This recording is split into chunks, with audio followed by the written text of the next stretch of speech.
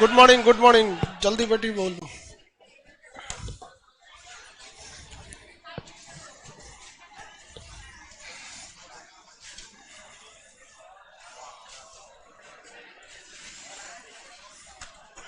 बौद्ध धर्म के बारे में बता रहे थे।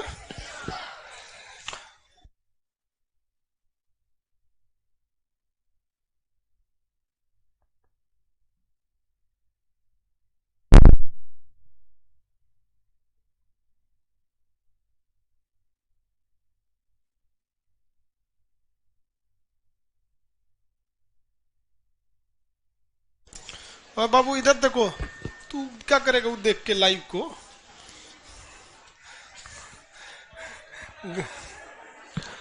गुड मॉर्निंग सब लोग को। लाइव क्लास बैठ जाएंगे सब लोग। सब लोग को गुड मॉर्निंग। यहाँ पटना सेंटर, किसी को कोई दिक्कत नहीं। अब किससे बतिया रहे हैं बाबू?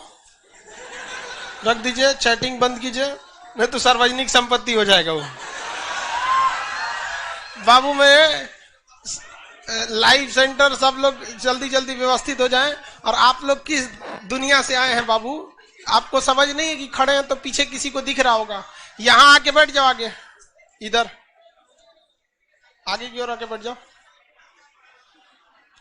क्या सोच रहे हैं बेवकूफ कहीं का? तो रोक के हम लाइव सेंटर को रोक के तो लोग को बैठाएंगे।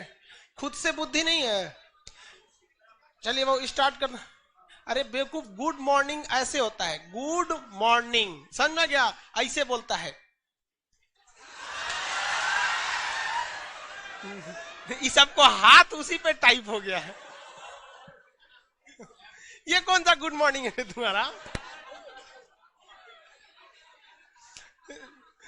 जल्दी बैठो बाबू। पटना लाइव, पटना सेंटर वाले, ये वाली सीढ़ी है ना जो सामने यहाँ पे चौड़ी वाली, उस सीढ़ी से केवल उतरने के लिए गधा लोग उसी से चढ़ोगे, उसी से उतरोगे। खुद तुमको दिक्कत होगा, कहोगे खान सर व्यवस्था नहीं रखे। कम से कम इतना तो समझ रहना चाहिए यार। ये इधर है, लिफ्ट लगवा दीजिए। देखो आइंस्टीन के दादाजी लिफ्ट इनको तूर देगा। तो वो मसाला ढोने वाला मशीन होता है ना ढलैया में जो होता है, वो लगवा देंगे। भले बोल तो ले आके पलट देगा। इसे लिफ्ट लगाएंगे हम। लिफ्ट लगवा देंगे, लड़की सब उसी में बैठ के ऊपर नीचे करेगी। कहेगी से आज नहीं पढ़ेंगे, आज बस ऊपर नीचे करते हैं। जल्दी बैठो बाबू। इस क्लास में लाइव वाले लोग देखिए, आप लोग में और पटना सेंटर वाले में एक फायदा है। आप लोग को आगे चल के मोटापा की समस्या आ सकती है, फैट की समस्या। पटना जो सेंटर पे पढ़ रहा है, हॉल नंबर 1 में, उसको मोटापा की समस्या नहीं आई। सीढ़ी चढ़ने के बाद हाँफ जाता है। पूरे पटना में सबसे ऊपर क्लास है। चलिए अब स्टार्ट करते हैं हम लोग। बौद्ध धर्म के बारे में बहुत कुछ चीजें आपको बताए थे। क्या बौद्ध धर्म पाली भाषा में दिया या संस्कृत भाषा में? उस समय की सबसे लोकप्रिय भाषा हाँ पाली भाषा में। चलिए ठीक है, कोई दिक्कत नहीं है। अब हाँ किसको खड़े हैं सब क्या? बाबू इधर देख, बैल कहीं का। तू किस दुनिया से आया है? इधर का बैठा है तो तू सोच रहा था कि अलग से तुमको बोलेंगे। खड़े क्यों रहते हो लोग बीच में? किस दुनिया से आए सभी सब बैल सब? देख रहे हो, अभी समझा रहे हैं कि इधर वाला बैठ जाओ। तू सोचा अरे हमको थोड़े बोले हैं। टहल रहा अभी, निकल बाहर बाबू चल।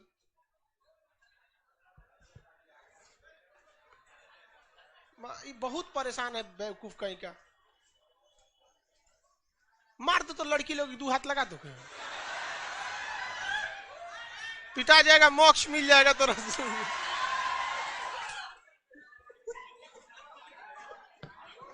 ये मोक्ष मिल जाएगा ये टकलू को। बैठो बैठो, ससुराल थोड़े ही क्लास है। यहाँ जमीन पे भी बैठना पड़ेगा, समझ में क्या? अब कोई दिक्कत नहीं ना है। जमीन पे बैठने वाला जमींदार होता है, चौकी पे बैठने वाला चौकीदार। आगे चलिए देखिए, बौद्ध धर्म में हम आपको बता दिए थे महात्मा बुद्ध को ज्ञान की प्राप्ति बोध गया में, गया जिला में, एक गया जिला स्टेशन से थोड़ा दूर, अगर गया स्टेशन पे उतरेंगे तो वहां से 13-14 किलोमीटर जगह पड़ेगा बोध गया। वो बोध गया नाम इसलिए पड़ गया क्योंकि वहां महात्मा बुद्ध को ज्ञान की प्राप्ति हुई थी। पीपल वृक्ष था या साल वृक्ष था? पीपल का वृक्ष। नदी का नाम ऋजुपालिका नदी, उसका दूसरा नाम निरंजना नदी, फल्गु नदी। ऋजुपालिका पे किसको मिला था? जैन धर्म। महात्मा बुद्ध को जब ज्ञान की प्राप्ति हुई थी तो वह दिन कौन सा था? बैसाख पूर्णिमा। बैसाख पूर्णिमा, पूर्णिमा किसे कहते हैं? जब चांद पूरा निकला हो। और बैसाख महीना तो आप जानते हैं, बैसाख का पूर्णिमा था। इवन कि उनका बैसाख पूर्णिमा में ही उनका जन्म भी हुआ था और बैसाख में उन्हें ज्ञान मिला और बैसाख पूर्णिमा के दिन ही उन्हें निर्वाण यानी मृत्यु हो गई। महात्मा बुद्ध को ज्ञान प्राप्ति के बाद महात्मा बुद्ध अपना पहला उपदेश किसको देने गए थे? अपने 5 मित्रों के साथ, जिनके साथ वो 6 साल से कठोर तपस्या कर रहे थे। कहां पर? सारनाथ। लेकिन सारनाथ के उस जंगल का नाम क्या था? वृंदावन। कृष्ण कन्हैया थे वृंदावन। मृगदाब वन। कौन सा वन? मृगदाब वन। 5 मित्रों को दिए थे। गुड, आगे बढ़ जाते हैं हम। ज्ञान की प्राप्ति के बाद महात्मा बुद्ध को कई नाम दिया गया। ये शाक्य कुल थे, इन्हें शाक्य मुनि कहा गया। क्या कहा गया? शाक्य मुनि का। लाइट ऑफ एशिया कहा गया। इन्हें महात्मा बुद्ध कहा गया। महात्मा कहा इसलिए तो इन्हें कई सारी उपाधियां मिली थी लाइट ऑफ एशिया के लिए। मतलब ये ज्यादातर इनका इंडिया से बाहर में ही ज्यादा बौद्ध धर्म का प्रचार हो सका था।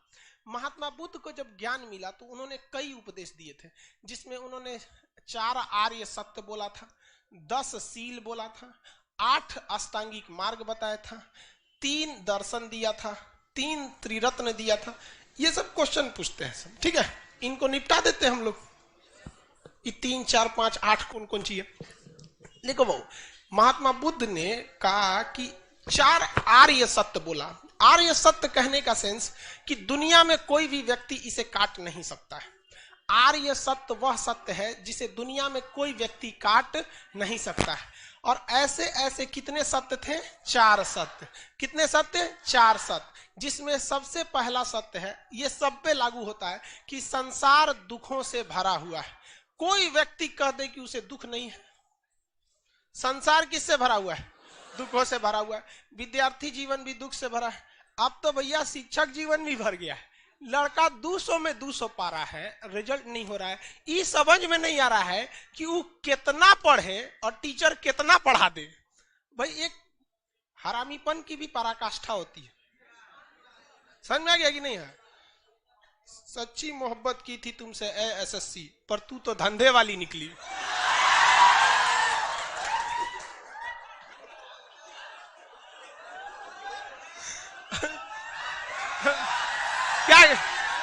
क्या कीजिएगा अब हम?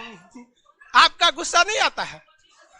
हमारा बस चलता ना, अगर मेरे सामने मिल जाते ना तो हम, मेरे पैर में फिर जूते नहीं रहते हैं। वो आप समझदार हैं, वो जूते कहां चले जाते हैं।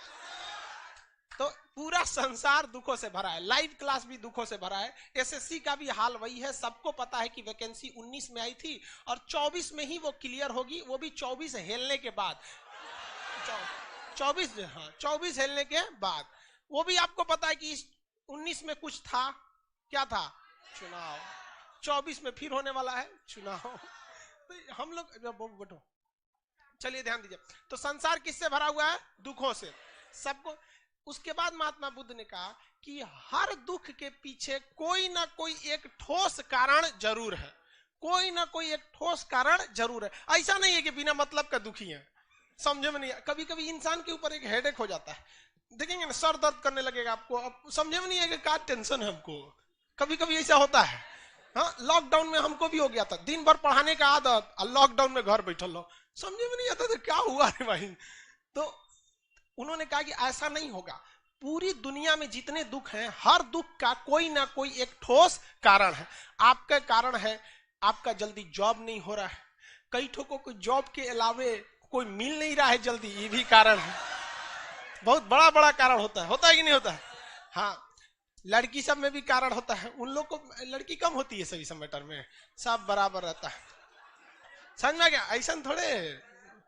चलिए ध्यान से समझिए।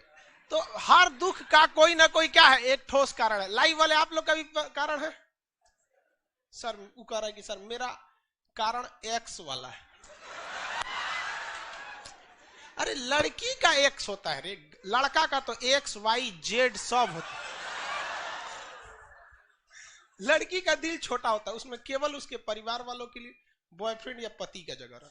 लेकिन लड़कों का दिल इतना बड़ा बनाया भगवान, गर्लफ्रेंड का, उसकी सहेली का, पत्नी का, साली का, उसकी सहेली का। अरे इतने कमीने होते हैं कि दोस्त की गर्लफ्रेंड को नहीं छोड़ते हैं। तो आप बताओ किसका दिल बड़ा? हाँ? लड़का का। लड़कों का दिल होटल होता है, होटल। चलो ध्यान से समझो, उधर से माइक का गड़बड़ हो रहा है जी। देखो, हर दुख का कोई ना कोई क्या है, कारण। और अगर महात्मा बुद्ध ने कहा कि हर दुख का कोई ना कोई कारण है, लेकिन हर कारण के पीछे केवल और केवल इंसान की इच्छा जुड़ी है। हमें क्या है, इच्छा है, जिसे हम क्या कहते हैं, उम्मीद। ये ससुरा सच में सबसे बड़ा दिक्कत है, इच्छा है। अब मान के चलिए आपकी इच्छा थी आपका नौकरी होने का, कट ऑफ से पीछे रह गए, तो दुख तो है, बट कारण क्या है, इच्छा। अब आप बताइए, जिसे इच्छा ही ना है कि हमें नौकरी करना है, तो उसको स्पेशली तो नौकरी को लेके कोई दुख नहीं होगा, कभी दुख नहीं होगा।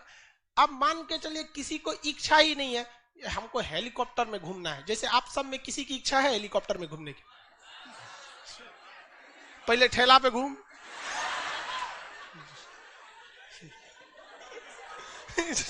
कौन कौन चीज का इच्छा पाल के रखा है?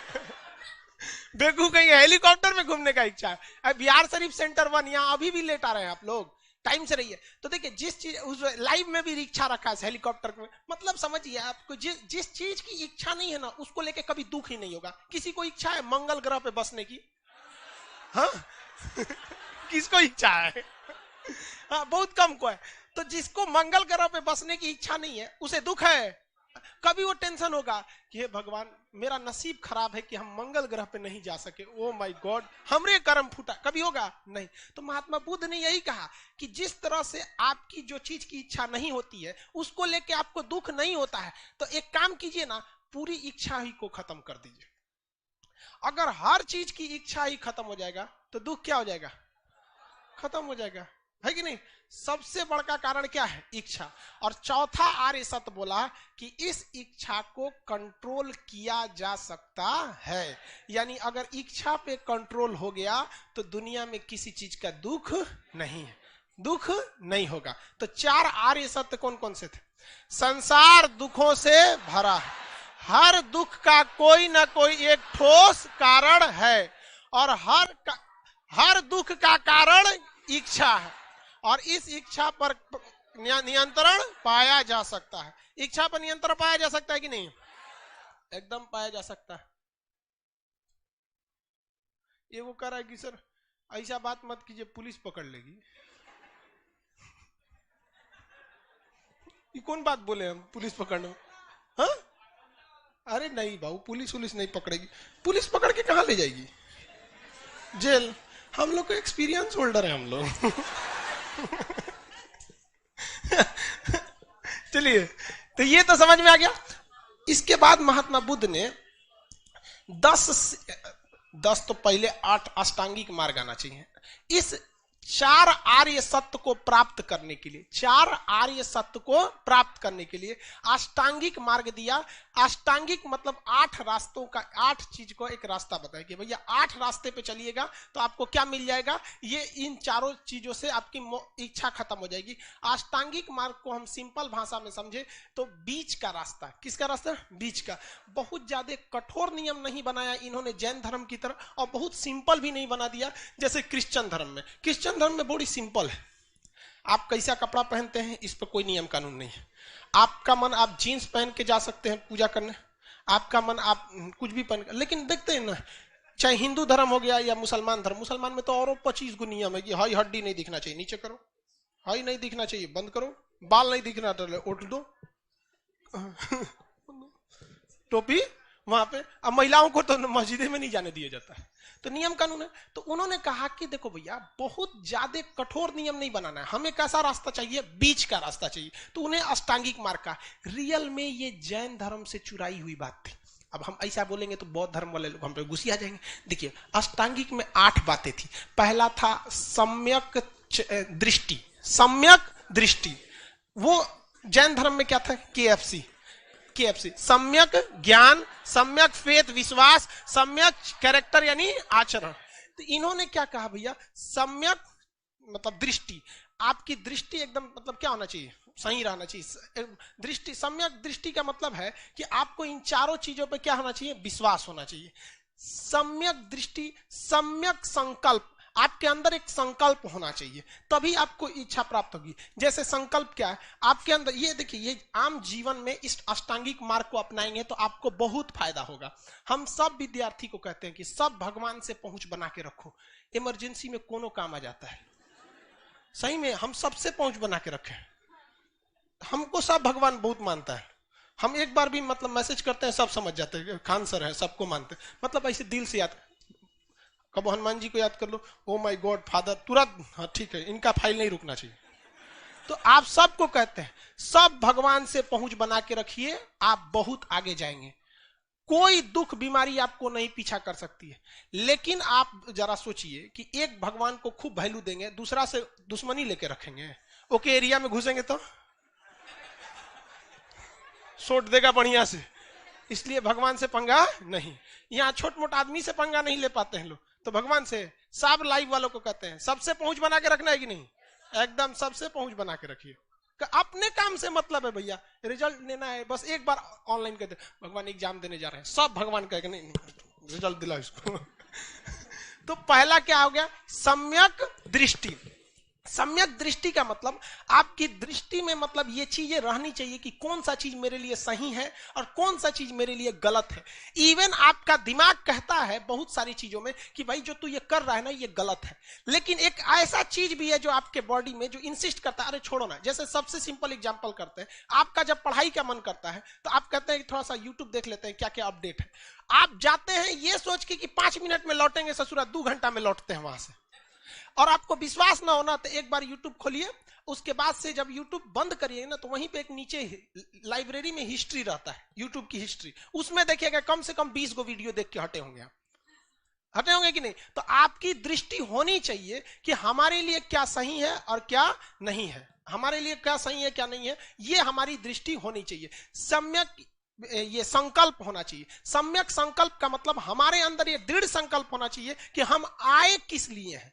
आप पटना किस लिए आए, पढ़ने के लिए। सीरियस नहीं पढ़ेंगे तो आप अष्टांगिक मार्ग पे नहीं चल रहे हैं। तो पहला काम इन्होंने क्या, इस अष्टांगिक मार्ग से क्या समझ सकता है, सम्यक संकल्प का मतलब यह होता है कि जिंदगी में जिस चीज का आपने संकल्प लिया है पहले वो काम निपटाइए, उसके बाद आपके लिए दुनिया का कुछ भी है। आप एक स्टूडेंट है, आपके लिए दुनिया का सबसे पहला काम है कि आप पढ़ाई कीजिए, जो आज के लिए जितना पढ़ना चाहिए उतना पढ़िए, उसके बाद आपको जो करना है आप अगर करेंगे तो आप सक्सेस हो जाएंगे, नहीं तो कुछ नहीं। हम एक शिक्षक हैं, हमारा सबसे फर्स्ट प्रायोरिटी क्या है, क्लास लेना है। आज अगर अभी कोई ऑफिस में कोई कुछ चला है या कोई मिलने, हमको मिलने दिया जाएगा हमसे नहीं, वो पहले ही बोल देगा ऑफिस में नो एंट्री, कुछ नहीं हो सकते। सम्यक संकल्प है कि भैया हमको पढ़ाना है। अब आप खुद सोचिए कि अगर पढ़ाते में हम चल जाएंगे, कौन आए हैं, बैठिए चाचा बैठिए, ऐसे चाचा कहीं, संकल्प मेरा क्या है, पढ़ाने का। तो आपका जो संकल्प है आप कीजिए। तीसरा है सम्यक वाक। वाक मतलब हमारी भाषा का, सम्यक वाक मतलब हमारी भाषा का। तो सम्यक वाक का मतलब क्या होता है, हमारी भाषा बहुत अच्छी होनी चाहिए। हमारी भाषा कैसी होनी चाहिए, अच्छी होनी। लाइव वाले लोग बायोलॉजी का क्लास थर्सडे से चालू हो जाएगा, ठीक है, बायोलॉजी थर्सडे ना, थर्सडे को है, याद दिलाना जी हमको, सम्यक याददाश्त गड़बड़ है मेरा, ठीक है। टाइमिंग सुबह 8 बजे, जस्ट इससे पहले बायोलॉजी शुरू होगा। तो सम्यक संकल्प का मतलब समझ में आ गया। सम्यक वाक मतलब हमें अपनी भाषा का मर्यादा का ध्यान रखना है। आपको पता है इस सम्यक वाक पर कोई ध्यान क्यों नहीं देता है। हिंदुस्तान में 80% झगड़ा का कारण यही सम्यक वाक है। हम अपनी जुबान से क्या कर जाते हैं, लड़ जाते हैं। इसका सबसे ज्यादा भुक्तभोगी अगर दुनिया में कोई है तो महिलाएं हैं, सबसे ज्यादा। बेचारी सबसे ज्यादा घर में काम करती है। सुबह जब आप सोए रहते हैं ना तो आपकी भाई बहन होगी या मम्मी होंगी, आप देखिएगा, यहाँ पे आपके बड़े भैया की शादी हो गई होगी, आपकी भाभी होंगी लोग, कई को शादीशुदा है कि नहीं इसमें? हाँ है दो चार को। तो आप देखिएगा, आप जब बिस्तर में रहते हैं ना तो तब तक झाड़ू वगैरह लगा देती है, पोछा वगैरह घर और लीप देती है, सुबह उठ के बर्तन साफ उफ करके, नाश्ता वास्ता रेडी करके, आपको चाय पहुंचा के तब उठते। फिर भी आदमी झाड़ देता है किसको? ओकरे झाड़ देता है आदमी। रीजन क्या है कि उसको सम्यक वाक वाले में तनिसा क्या है, दिक्कत है। जैसे सबसे अच्छा एग्जांपल देखिए कंगना रनौत, उसको क्या बोलना है क्या नहीं बोलना है कोई पता नहीं, उसके सिलेबस का हिस्सा है या नहीं है ना, जो बोल दो यहाँ पे। तो सम्यक क्या होना चाहिए? वाक होनी चाहिए। ये बर्बाद कर देगा आपको। सम्यक जीविका, सम्यक जीविका का अर्थ है कि आप जीवन में, मतलब ये 8 बात है समझिए, जीवन में ऐसे जीविका के लिए ऐसा काम नहीं करिएगा जो मानव जाति के लिए खराब हो। जैसे जीविका, सबको नौकरी करनी है तो आप एक टाइम दीजिए, हम ऑनलाइन बुकिंग किया जाता है, यहाँ ठेका पर मर्डर किया जाता है, ले ये भी तो आपकी जीविका है, कुछ पैसा ले लीजिए, किसी का हाथ तोड़ दीजिए, ये भी तो क्या है? जीविका। तो इन्होंने कहा था सम्यक जीविका। सम्यक जीविका मतलब आपको सोच समझ के ऐसे जीविकोपार्जन का काम रखना चाहिए जिससे दूसरे को हानि ना हो। सम्यक स्मृति, स्मृति मतलब याददाश्त।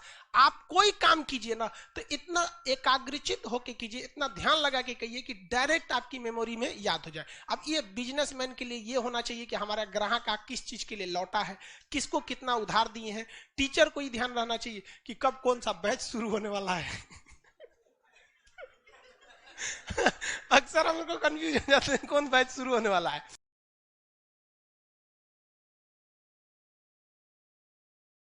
शुरू होने वाला है। अक्सर हम लोग को कंफ्यूज हो जाते हैं कौन बैच शुरू होने वाला है। स्टूडेंट को लेके ज्यादा जरूरी है, क्यों? क्योंकि भैया उसका क्या पढ़ाए है क्या नहीं पढ़ाए, इसका पूरी तरह से उसको रिवीजन रहना चाहिए। तो ये सारे चीजों को मिलाने पे क्या बनता है? अष्टांगिक मार्ग। अब ये अष्टांगिक मार्ग का अंदर से आपको क्वेश्चन नहीं पूछेगा कि अष्टांगिक मार्ग में क्या क्या चीजें आती हैं, हम आपको समझा दिए। तो बताइए 4 आर्य सत्य को प्राप्त करना है तो कौन सा रास्ता चाहिए? अष्टांगिक मार्ग चाहिए। अष्टांगिक मार्ग में अच्छी अच्छी बातें लिखी गई थी। इसके बाद महात्मा बुद्ध ने 10 बहुत ही महत्वपूर्ण उपदेश दिए, 10 महत्वपूर्ण उपदेश दिए। उन 10 महत्वपूर्ण उपदेशों को सील कहा जाता है। क्या कहा जाता है? सील। सील की संख्या 10। तो 10 महत्वपूर्ण उपदेश दिए जिसमें बहुत महत्वपूर्ण बातें थी। जैसे उन्होंने क्या कहा था कि जिस तरह आप किसी को गर्म कोयला हाथ में लेकर और इंतजार कर रहे हैं कि किसी के ऊपर हम इसे चला कर मारेंगे, तो इस बात की संभावना है कि आप उस गर्म कोयला से उसको चला के मारेंगे, उसे लग भी जाएगा, लेकिन जब तक आपके हाथ में रहेगा वो कोयला ना, आपको ही जलाएगा, आपको जलाएगा। तो क्रोध आप किसी के खिलाफ करते हैं, क्रोध करते हैं, लाइव वाले ध्यान से देखो लोग ना, कमेंटे इतना करता है लोग कि आदमी, चलिए ध्यान दीजिए। तो उनको क्या, उन्होंने क्या बताया कि क्रोध भी उसी तरह है। अगर हम गुस्सा करते हैं और सोचेंगे किसी को बर्बाद कर देंगे तो वो बर्बाद होगा,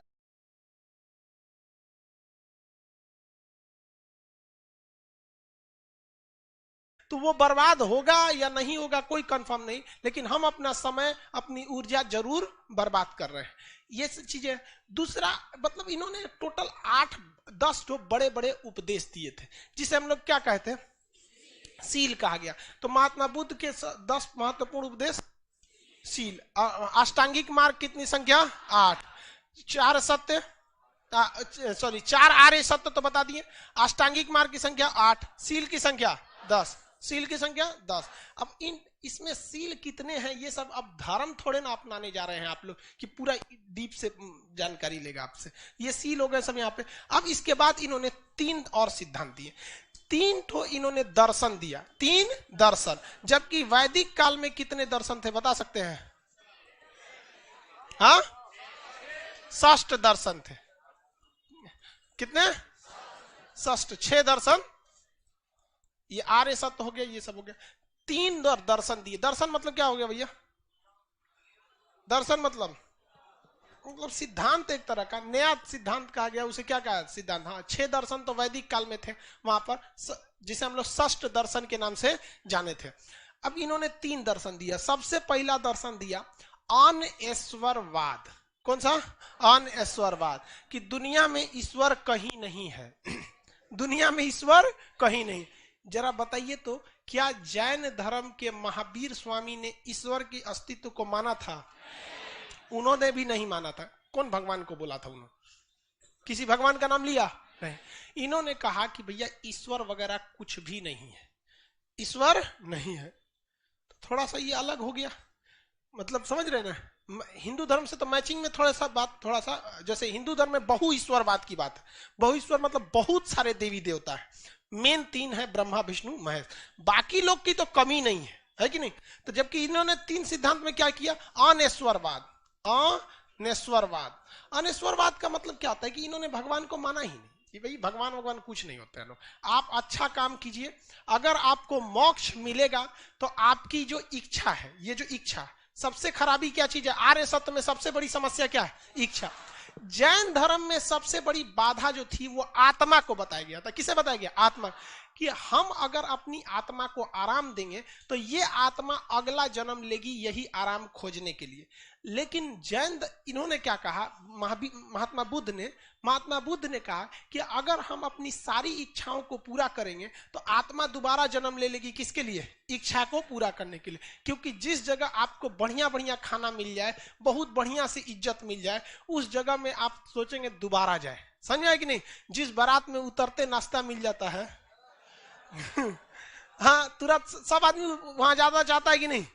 आज पता चला कोई को ऐसा जगह पूछबे नहीं करता है, दूल्हा को लेके चल गया, बाकी बाराती भाड़ में जो कई जगह ऐसा होता है, दूल्हा गया और उसको पता नहीं कहाँ लेके चल जाता है और नो एंट्री लगा देगा कि इधर एंट्री नहीं है।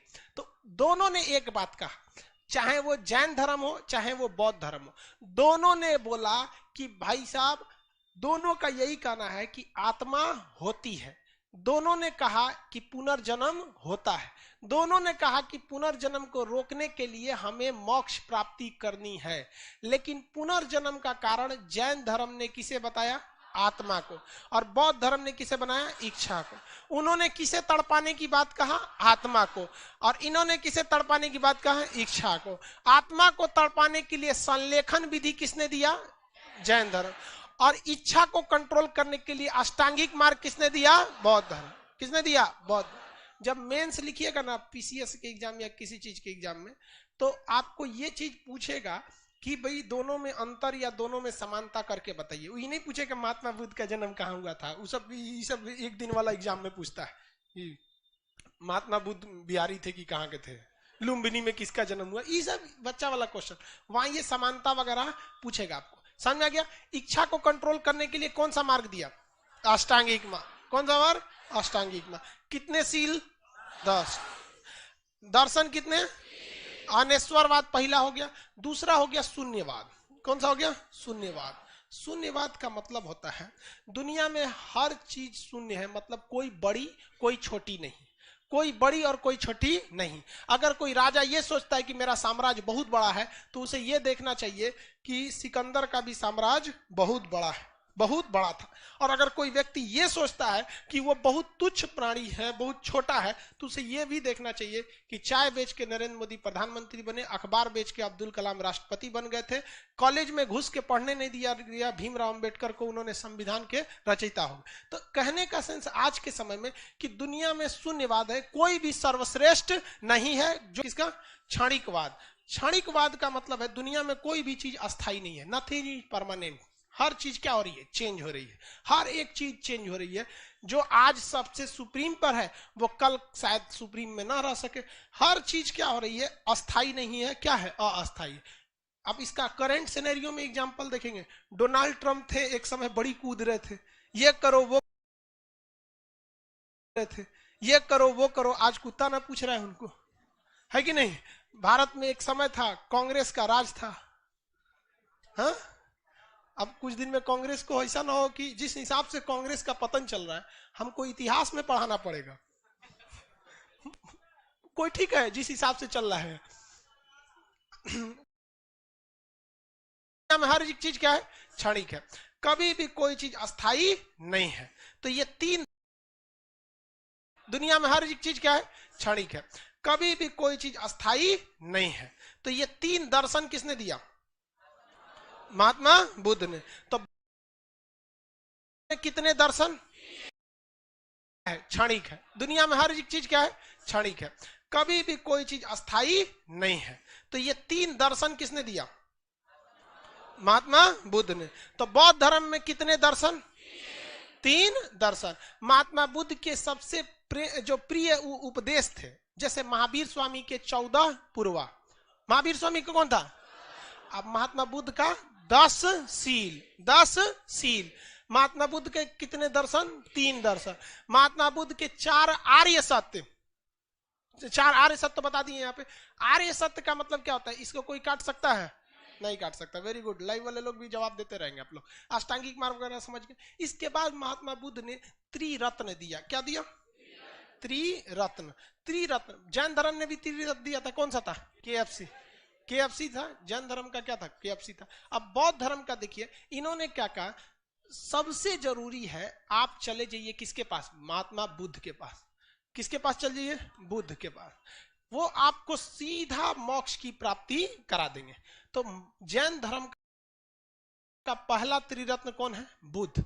लेकिन आप समझिए, बुद्ध त्रिरत्न में उन्हीं को यह अवसर प्राप्त था जो महात्मा बुद्ध के समकालीन थे, यानी कंटेम्परेरी थे। समकालीन का मतलब दोनों व्यक्ति एक ही समय में रह रहे हैं।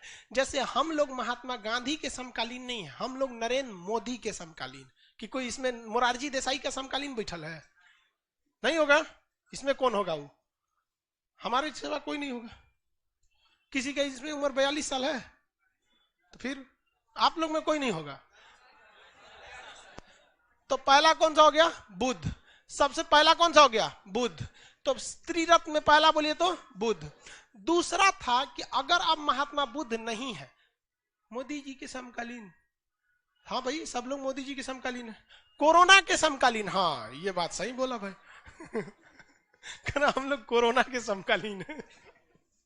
बुद्ध अगर नहीं मिले तो आप कहां चल जाइए? संघ में। संघ साधुओं का एक ग्रुप होता था जिसमें सारे साधु ग्रुप में रहते थे। मॉन्क्स कहा जाता है, बौद्धिस्ट मॉन्क्स। ये आपको बिहार के राजगीर में बहुत ज्यादा देखने को मिलेंगे। बौद्ध मॉन्क्स आते हैं, बड़ी शांति से अपना मतलब वो सब पूजा पाठ करते हैं। तो उन्होंने कहा कि देखो भैया, बौद्ध महात्मा बुद्ध के शरण में चले जाओ। और अब महात्मा बुद्ध मिलेंगे नहीं तो किसके चले जाओ? संघ में। अब एक बात बताओ भैया, हमको बौद्ध धर्म अपनाना है, यही बकलोलिया छोटकी गिरा देंगे निचवा। कौन सी बतियारी हूं? मास्क वाली जी। उतना तेज बतियारी यहां तक सुनाई दे रहा है। खोपड़िए पे मार देंगे।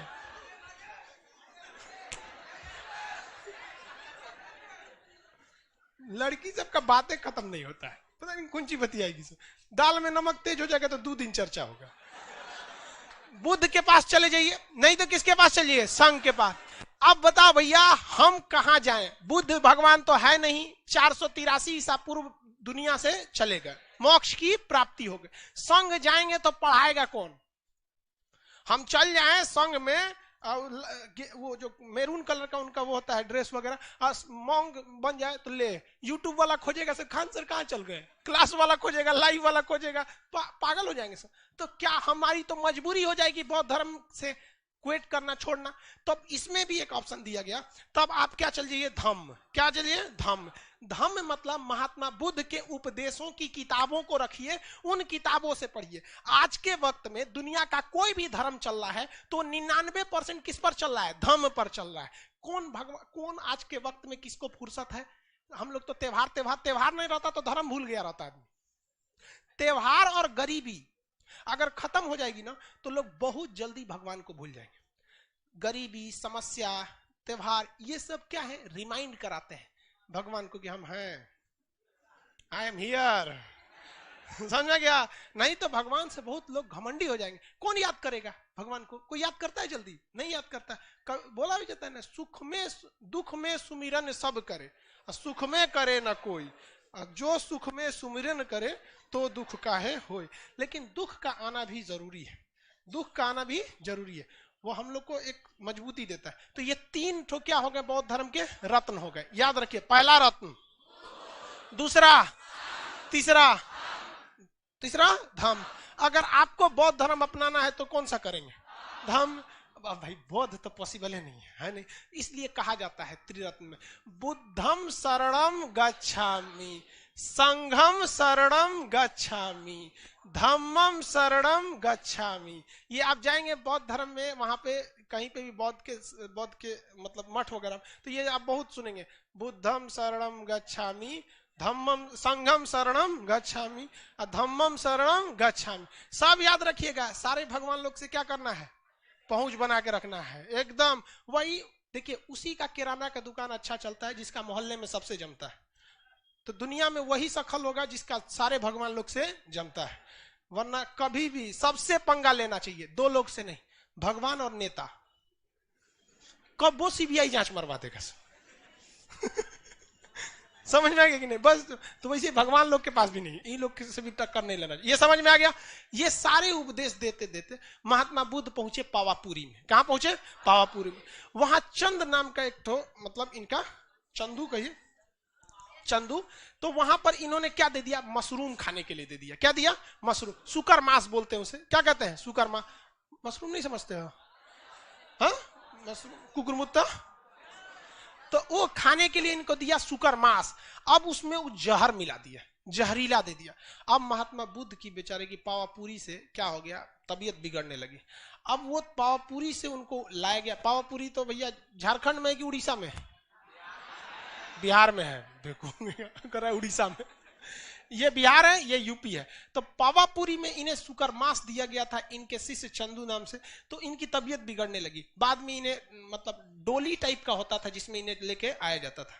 किसमें? डोली टाइप का रहते थे उसमें।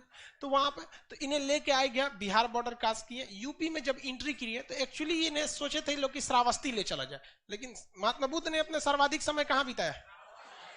श्रावस्ती। श्रावस्ती से पहले ही गोरखपुर के पास एक जगह है कुशीनगर। कौन जगह है? कुशीनगर। कुशीनगर उस समय मल्ल महाजनपद में आता था। किसमें आता था? मल्ल महाजनपद में। कुशीनगर किस जनपद में आता था? मल्ल महाजनपद में। तो कुशीनगर जो मल्ल महाजनपद में आता था, वहां पर इनकी तबीयत बहुत ज्यादा बिगड़ने लगी और 483 ईसा पूर्व महात्मा बुद्ध को महापरिनिर्वाण प्राप्त हो गया, यानी इस दुनिया को छोड़कर वो चले गए। तो महात्मा बुद्ध को महापरिनिर्वाण कहां पर प्राप्त हुआ? कहां पर? कुशीनगर। किस जनपद में? मल्ल महाजनपद। ये पूछा हुआ है, मल्ल महाजनपद। हम लोग अभी किस जनपद में रह रहे हैं? मगध। किसमें है? मगध। मगध जनपद बोले तो उस समय का राज्य था। जनपद क्या था उस समय का? एक तरह का राज्य समझिए। तो मल्ल महाजनपद कुशीनगर में मल्ल ने इनका बहुत धूमधाम से अंतिम संस्कार किया, बहुत ही बेहतरीन ढंग से। और इनके मृत्यु के बाद इनके जो अस्थियां थी उन्हें बौद्ध धर्म के प्रचार के लिए 8 अलग अलग स्थानों पर क्या किया गया? ले जाकर कलश में रख दिया गया। तो महात्मा बुद्ध के महापरिनिर्वाण के बाद इनके अस्थियों को 8 अलग अलग जगह पे रखा गया, जिन्हें हम अष्ट महास्थान कहते हैं। क्या कहेंगे? अष्ट महास्थान। क्या कहते हैं? अष्ट महास्थान। क्या कहेंगे भैया? अष्ट महास्थान। तो महात्मा बुद्ध के 8 अस्थियों को 8 अलग अलग शहर में रखा गया, उसका नाम क्या है? अष्ट महास्थान। क्या नाम कहा गया? अष्ट महास्थान। यहां बौद्ध धर्म वालों ने सबसे बेहतरीन काम किया कि जैसे महात्मा बुद्ध की क्या हुई? महापरिनिर्वाण। महापरिनिर्वाण का मतलब समझ रहे हैं? हाँ, मृत्यु। मृत्यु। अभी इसका चिन्ह भी बताएंगे कि जन्म का चिन्ह क्या है, ज्ञान की प्राप्ति का चिन्ह क्या है, उपदेश का चिन्ह क्या है, परिनिर्वाण क्या है, स्तूप क्या होते हैं। बौद्ध धर्म के पूजा स्थल में सबसे फेमस आपको क्या मिलेगा? स्तूप। ये अभी हम लोग समझेंगे। बौद्ध धर्म वालों ने यहाँ बहुत बेहतरीन काम किया। उन्होंने जैन धर्म के पतन को देखा था कि जैसे महावीर स्वामी को मोक्ष मिला, वो इस दुनिया से गए, जैन धर्म लड़खड़ा गया। बौद्ध धर्म वालों ने ऐसे लड़खड़ाने नहीं दिया। इन दोनों में कंपेरिजन समझिएगा। महात्मा बुद्ध की देहांत कब होता है? 483। इसी समय पूरी दुनिया से बौद्ध भिक्षुकों को बुलाकर एक बहुत ही विशाल सम्मेलन कराया गया, जिस तरह से कुंभ का मेला होता है। कुंभ में आप बताइए कहां का साधु नहीं आता है? आप देखे होंगे, हम लोग के समय में भी कुंभ हुआ था जब हम लोग इलाहाबाद में पढ़ते थे। तो उस समय बहुत ही बड़ा कुंभ होता है, बहुत बड़ा कुंभ। 4 जगह ही होता है इंडिया में। एक ऊपर में हरिद्वार, फिर इलाहाबाद, उज्जैन और नासिक पर 4 जगह क्या होता है, कुंभ होते हैं। वैसे ही बौद्ध धर्म ने, जैसे महात्मा बुद्ध की मृत्यु हुई, पहला बौद्ध संगीति तुरंत मृत्यु के समय ही बुला दिया 483 ईसा पूर्व। 483 ईसा पूर्व। तो बौद्ध धर्म में पहली बौद्ध संगीति, जबकि जैन धर्म में देखेंगे तो पहली जैन संगीति कब हुई थी, 300 ईसा पूर्व। और उसके बाद अगला हुई 600 ईस्वी। कितना का गैप कर दिया, 900 साल का। 900 साल में तो आदमी इतिहास भूला जाता है, लेकिन इन लोगों ने ऐसा गलती नहीं किया। ठीक अगले 100 साल बाद 483, 383 दूसरी बौद्ध संगीति कब कर दिया, 3 साल बाद। पहला 483, 383, तीसरा कर दिया 255। उसके बाद चौथा में बहुत लेट हुआ था, लगभग 250 साल के बाद पहली सदी में, प्रथम सदी में कर दिया, पहली सदी में किया। तो टोटल कितने बौद्ध संगीतियां, टोटल बौद्ध संगीति 4। कौन कौन सा, कब याद रखिए, पहला 483, 383, 255 पहली सदी, 483, 383 चश्मा वाला। 483 के बाद 283 कैसे आएगा, अरे तनी तनी घसकाओ ना यार, प्रथम से देखना, 4 3 2 1, तनी घसकाओ, हेल का जा रहा है नहीं ये लिए। पहला 483, 383, 255 एप्लीकेशन वाला एक कदम आगे है, करा कि सर इसको 383 कर दीजिए ना 283, याद करने में आसान होगा। अरे याद करने में थोड़ा आसान होगा तो आदमी इतिहास बदल दे 255 है, ये क्या है, 255 बोलिए। 483, 383, 255 पहली सदी, 483, 383, 255 पहली सदी। अब याद रखते हैं जगह कहां कहां था। तो बिहार का नक्शा अगर आप देखेंगे तो पहला कहां था भैया, राजगीर, नीचे से पहला राजगीर, दूसरा वैशाली, तीसरा पाटलिपुत्र,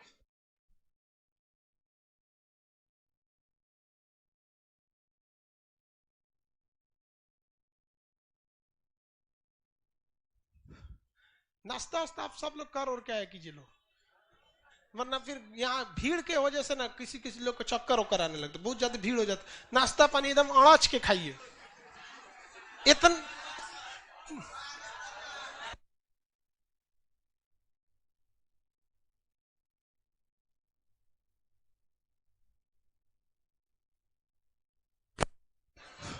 पहला देखिए, सब लोग नाश्ता खाना लाइव वाले यहाँ पटना वाले खा के, और खाना इतना खाइए ना कि ऐसे मुंह खोलिए तो दिखाई दे, ऐसे चेक कर लीजिए, यहाँ आ जाए छोड़ दीजिए। पहली बोलिए, पहला राजगीर, दूसरा वैशाली, तीसरा पाटलिपुत्र। तो नीचे पहला राजगीर, वैशाली, पाटलिपुत्र, राजगीर, वैशाली, पाटलिपुत्र, राजगीर, वैशाली, पाटलिपुत्र, राजगीर, वैशाली, पाटलिपुत्र, राजगीर, वैशाली, पाटलिपुत्र। और चौथा जो था कुंडलवन में, कुंडलवन कहाँ है, कश्मीर। भैया कुंडल वन है, कुंड ग्राम मत मार दीजिएगा वरना वो हाजीपुर चला आएगा, महावीर स्वामी का जन्म स्थल हो जाएगा। कुंडल वन कहाँ है, कश्मीर, कुंडल वन कहाँ पे है, कश्मीर, कश्मीर। पहली बौद्ध संगीति राजगीर, वैशाली, पाटलिपुत्र, कश्मीर, राजगीर, वैशाली, पाटलिपुत्र, कुंडलवन। कहाँ पे, कुंडलवन। आप बकुला बोलिए, हाँ खड़ा, जगह बताइए कहाँ कहाँ था, कहाँ बहुत संगीति हुई थी, जगह बताइए। और जगैया का नाम बताइए, कुंडलवन, बताइए, बैठिए। बोलता है ऐसे राजगीर, वैशाली, पाटलिपुत्र और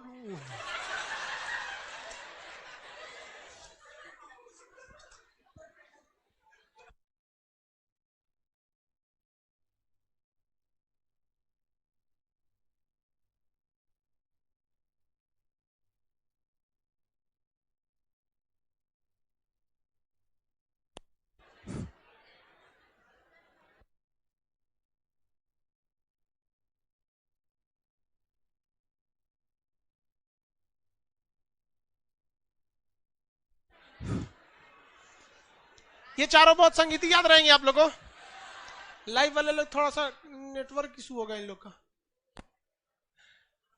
पहला बोलिए तो 383, 255 पहली सदी, ये राजगीर, वैशाली, पाटलिपुत्र। याद हो गया?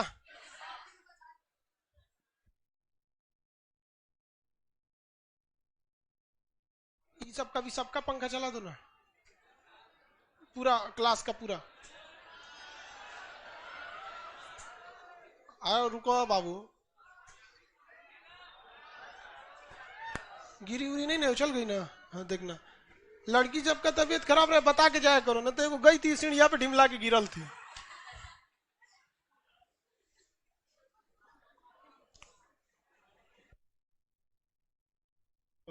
यहां तक कंप्लीट याद रहेगा आप लोग को।